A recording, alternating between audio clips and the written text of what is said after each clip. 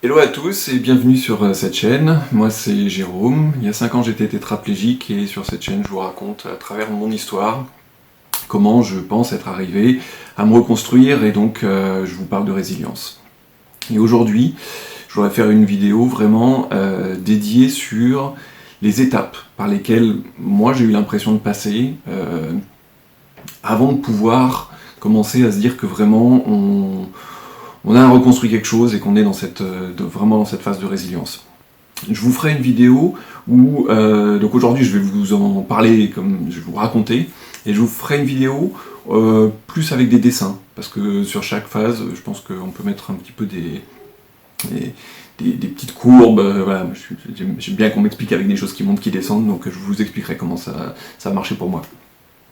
Donc si je résume les étapes pour ma résilience, la première, ça a été le choc. Le choc, c'est que rapidement, j'ai été tétraplégique. Donc là, clairement, je me suis pris des bus dans la gueule. Donc là, voilà, de toute façon, on est devant le truc accompli, voilà, on n'a pas le choix. Et là, ça a été le moment du combat. Donc pour tous les gens qui sont en train de lutter contre une maladie, c'est cette phase-là. Moi j'ai eu l'impression que j'étais dans un tunnel. Je me suis mis des ornières, je me suis dit de toute façon, il n'y a pas de solution, c'est on avance, et tant qu'on ne voit pas de lumière au bout, on avance, voilà. Donc ça c'est cette phase où on vit des trucs vraiment pas cool. Et dans cette phase-là, ce que moi j'ai eu le sentiment, c'est d'avoir un seuil d'acceptabilité de ma souffrance. C'est-à-dire que j'ai vécu des trucs pas cool, de moins en moins cool, je les raconte un peu dans le top de mes souffrances, et vous verrez qu'il y a quand même des trucs vraiment pas cool. Et après coup, je me dis, mais comment j'ai fait pour vivre ces trucs-là? C'est juste pas possible. Et sur le coup, à un moment, j'ai eu l'impression d'avoir atteint ma limite, et que finalement, tout ce qu'il y avait en plus, ça glissait sur moi, comme si ça ne m'atteignait pas. Les gens, ils me voyaient dans des situations vraiment un peu dur, en me disant mais t'es sûr que ça va? Et je dis ouais, ça va, et je ressentais pas les choses. Donc j'ai pu continuer comme ça, parce que j'ai eu l'impression en fait que tout ce que je pouvais pas, qui était au-delà de ma limite, en fait je l'ai stocké. Je me la suis mis dans la poche en disant on la fumera plus tard. Et je vous dirai qu'après effectivement on la fume plus tard. Donc voilà, le truc c'est que la vie est quand même bien faite, on a l'impression qu'on ne peut pas traverser ça, en fait si. C'est un peu comme si quand vous avez un accident de voiture, à un moment vous avez souffré tellement que votre corps il se met en sécurité et il vous met dans le coma. C'est un peu ça. Voilà, il y a des mécanismes qu'on ne comprend pas trop, mais on vous préserve. La deuxième phase, une fois que je suis sorti de là, j'ai commencé à voir la petite lumière au bout du tunnel, ça a été l'euphorie. L'euphorie, c'est que tout ce qui redevenait un petit peu positif, je l'ai pris, mais avec des proportions énormes. Juste quelques anecdotes. Quand je suis sorti de l'hôpital, après plusieurs mois dans mon lit, à pas pouvoir bouger, pas pouvoir voir la lumière du jour, etc., les brancardiers, ils ont été adorables. Ils m'ont laissé sur mon brancard devant l'hôpital. Moi, je sais pas, sans doute que ça a duré 10 secondes, 30 secondes, j'en sais rien. Moi, j'ai eu l'impression que ça durait un quart d'heure. Et là, pendant ce moment-là, j'étais là, et il y avait les rayons du soleil que je sentais sur ma peau, et ça a été, voilà, une jouissance, un bonheur, je vous parlerai aussi des petits bonheurs, voilà, donc ça c'est vraiment la phase d'euphorie. Je peux vous citer aussi un moment où je vous raconte que je pouvais plus boire, plus manger, donc quand j'ai eu à nouveau le droit de boire, il y avait un truc où vraiment c'était mon Graal, je voulais boire du Fanta, c'était mon rêve.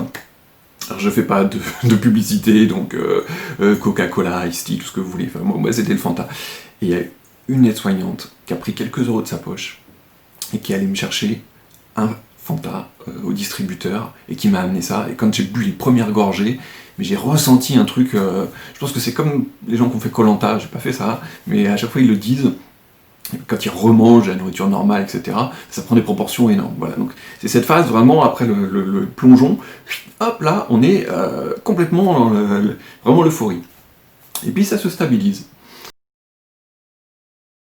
Il y a un moment où tout ça, bon, ça reprend une certaine forme d'équilibre. Donc ça, c'est la troisième phase. Et on finit par se faire rattraper par le quotidien. Ça va mieux, on a repris un petit peu ses habitudes. Et là, quand je vous dis rattrapé par le quotidien, c'est rattrapé par la patrouille. Le quotidien, c'est le connard qui vous double, handicapé, vous avez un peu de mal avec les pédales, etc. Donc conduisez quand même prudemment. Et le mec vous double et vous fait une queue de poisson. Et là, vous avez qu'une seule envie, c'est de sortir, de prendre la béquille et de lui exploser la tête à coup de béquille. Et vous dites non, j'ai pas vécu de tout ça, là, j'ai relativisé. Quand j'étais dans mon lit, je me suis dit, mais attendez, c'est quoi, c'est tous ces trucs futiles, on en a rien à foutre, c'est vraiment débile. Et là, on se dit, ah oui, non, là, quand même, j'ai vécu des trucs qui me disent, ce que tu es en train de penser, c'est débile, mais quand même, le quotidien, il a envie de te faire penser que c'est ça qu'il faut faire.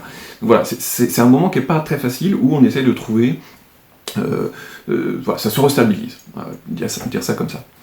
Et une fois que ça s'est restabilisé, et ben là, il y a ce que j'appelle le deuxième effet qui se coule. Alors pareil, il n'y a pas de pub, tic-tac, Bounty, Mars, tout ce que vous voulez. Mais c'est ce que les gens comprennent, c'est le deuxième effet qui se coule. Là, en fait, c'est qu'une fois que ça va mieux, ben vous êtes à nouveau capable d'encaisser les trucs. Et le truc que vous vous étiez mis dans la poche parce que vous n'arriviez pas à l'encaisser, ben c'est à ce moment-là que ça ressort. Donc c'est en gros la phase du syndrome post-traumatique, et c'est une phase qui est assez compliqué à vivre. C'est assez compliqué parce qu'en fait, faut ruminer comme une vache. Vous l'avez avalé, stocké quelque part, vous vous en rendez pas compte, et puis ça revient par petites touches comme ça. Et là, c'est les crises d'angoisse qui remontent. Et si ça revenait, je veux pas retourner en tôle. Enfin voilà, des pensées, des angoisses, je vais vous faire une vidéo juste sur le syndrome post-traumatique parce que j'ai vraiment eu l'impression que ça ressemblait à avoir fait la guerre du Golfe. Donc il faut arriver à gérer cette phase-là, et je le dis de suite aussi, moi j'ai pas réussi à le gérer seul. Y a plein de gens dans ce métier, il faut trouver les bons, ceux qui vous conviennent. S'il faut des médocs, mais là c'est un peu plus dur. On pense que quand on a fini de se battre, c'est bon. Moi je dis c'est le deuxième rebond qui est un peu compliqué. Donc là, on arrive à encaisser, et effectivement, on digère tout ce qu'on n'a pas digéré. Et là, on va se dire, bah, c'est bon. En fait, je vais prendre un parallèle. Alors, quand j'étais un peu plus jeune, j'étais un petit peu inconscient, et un jour, je me suis dit, je vais faire du saut à l'élastique. Et ce que j'ai vécu là, finalement, ça ressemble un petit peu au saut à l'élastique. Sur l'élastique, la première phase, je suis arrivé, j'ai sauté, je savais pas trop ce qui m'attendait, et là, c'était tellement dur que j'ai tiré les dents, j'étais... Je pouvais même pas parler, et vous descendez, et à un moment, ça s'arrête. Cool, ça y est, c'est passé. Et puis vous remontez. Et là, quand vous remontez, c'est une sensation de « je flotte dans l'air, je vole, tout va bien ». Sauf que si vous remontez, ben à un moment, vous arrivez en haut de là où vous pouvez remonter. C'est un tout petit peu plus bas que de là où vous avez sauté, mais c'est quand même encore vachement haut. Donc de là, qu'est-ce qui se passe? Et ben vous redescendez quasiment à la même vitesse que la première fois. Et là, c'est le deuxième effet qui se coule. Et là, on s'y attend pas trop, et là, c'est... voilà. Et puis, petit à petit, voilà, ça fait des rebonds comme ça, jusqu'à un moment où ça se stabilise. Moi, ça a été pareil. Voilà. Ça a fait l'effet yo-yo, c'est-à-dire que, entre la phase de stabilisation et le deuxième effet qui se coule, il y a eu un gros deuxième effet qui se coule, puis un troisième effet qui se coule, et puis petit à petit, ça finit par se stabiliser.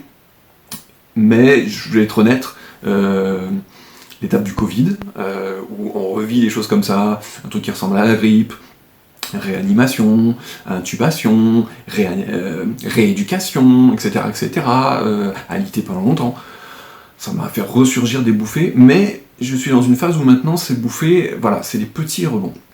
Donc je pense que c'est pas fini, mais ça devient acceptable. Voilà.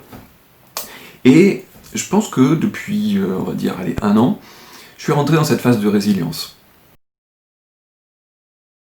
Alors la phase de résilience, qu'est-ce qui a changé par rapport au reste, pour moi? Il y a eu 3 choses principales, où je me suis dit, tiens, ça c'est différent, et donc ça doit être ça la résilience. La première, c'est que j'ai réussi à m'assumer, voilà, à assumer ce qui m'était arrivé. Je préfère dire assumer que accepter, parce que je suis pas sûr d'avoir tout accepté. Donc, mais en tout cas, assumer, c'est ok, c'est comme ça. La vie, elle est comme ça, et maintenant, je vais arrêter de me cacher. Je vais prendre l'exemple de Julie. Julie, elle a été brûlée à 40% sur son corps, et elle explique que, au moins au début, elle se mettait des foulards de partout pour se cacher. Jusqu'au jour où elle a arrêté de se cacher. Et elle a dit, de toute façon, elles partiront pas, donc je les ai à vie, donc on arrête de se cacher. Voilà, cette phase-là, c'est de s'assumer. Moi, c'est pareil, je vous ferai une vidéo là-dessus, mais c'est aussi passé par le tatouage. Ça a été une façon de me réapproprier mon corps, et quelque part de montrer des choses, voilà, de dire, bon ben, on va faire des choses avec ce nouveau corps, il est comme il est, mais on l'assume. Deuxième chose, des projets. Là encore, je vais prendre un exemple il y a pas mal de gens qui font des choses sur YouTube qui m'ont un petit peu inspiré, donc je vais prendre l'exemple d'Aurélie. Aurélie, elle a perdu une jambe très jeune, sa passion c'est l'équitation, et elle a dit, moi mon projet c'est, je vais faire le Tour de France à cheval, je vais aller dans tous les centres de rééducation avec mon cheval, et puis je vais leur expliquer ce qui m'est arrivé, et je vais essayer de leur redonner de l'énergie à travers mon témoignage. Donc ça c'est un projet. Moi j'en ai, c'est des projets pour l'instant plutôt un peu sportifs, parce que je vous parlerai aussi de ça, du handisport, c'est vraiment quelque chose que... J'étais pas super sportif avant, mais j'ai l'impression qu'à travers le handisport, c'est des choses où on arrive à se dépasser, et voilà, ça fait partie des projets. Donc si je peux, je vous referai des vidéos aussi, je vous en ai fait une sur le défi, mais j'ai des choses en tête, et si j'y arrive, je vous ferai des vidéos là-dessus. Et le dernier truc, et c'est aussi quelque chose que je remarque chez beaucoup de gens qui témoignent un petit peu comme moi sur des expériences différentes, mais qui se ressemblent au fond, c'est d'être arrivé à retrouver du sens dans sa vie. Et c'est pareil, je vous ferai des vidéos spécifiques là-dessus, parce que je pense que j'ai le sentiment en fait que si ma pièce elle est tombée du bon côté, alors voilà, je vais pas être prétentieux, mais c'est comme si j'avais une mission. Voilà, je me sens de dire ma vie, il faut que je mette à profit le temps qu'on m'a donné pour faire des choses. Si je suis pas parti, c'est peut-être parce qu'il y a un but derrière. Et donc, le fait d'arriver à coller du sens dans cette nouvelle vie, ben, ça aide énormément. Moi, par exemple, ben, cette chaîne, ça fait partie des choses qui, pour moi, ont du sens. D'arriver à me dire que peut-être je vais aider quelqu'un qui, en regardant ces vidéos, pensera un petit peu moins à sa chimio ou autre, ça me donne du sens. Je vous ferai aussi une vidéo sur un truc qui m'est arrivé. J'ai du mal à croire que c'est vraiment une pure coïncidence. Ça s'est passé à Carcassonne. C'est presque même drôle, donc allez voir, je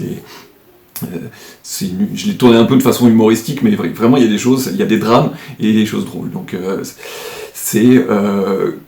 voilà, le fait de se dire aujourd'hui, dans ce que je fais, ça me donne du sens. Ben finalement, ça permet de faire en sorte que le sens que j'ai aujourd'hui, ben les petits rebonds qui continuent à y avoir de temps en temps, ben ils prennent beaucoup moins d'importance par rapport à tout ce sens. Et donc finalement, on n'est plus omnibilé par ce truc où on se dit « bah putain, ça va pas », on est dans la phase de « ouais, bon bah aujourd'hui, ça va pas, mais demain, après-demain, ça va aller, parce que de toute façon, j'ai plein d'autres trucs à faire ». Donc voilà, les étapes que moi j'ai eu l'impression de traverser, donc ça prend du temps. Si vous regardez ça et que vous vous reconnaissez dans une de ces étapes, j'espère que pour vous ça sera plus court, mais faut pas lâcher. Voilà. Il y a aussi quelque chose que je retrouve chez énormément de gens qui ont vécu des drames, qui disent « ce drame m'a rendu plus fort ».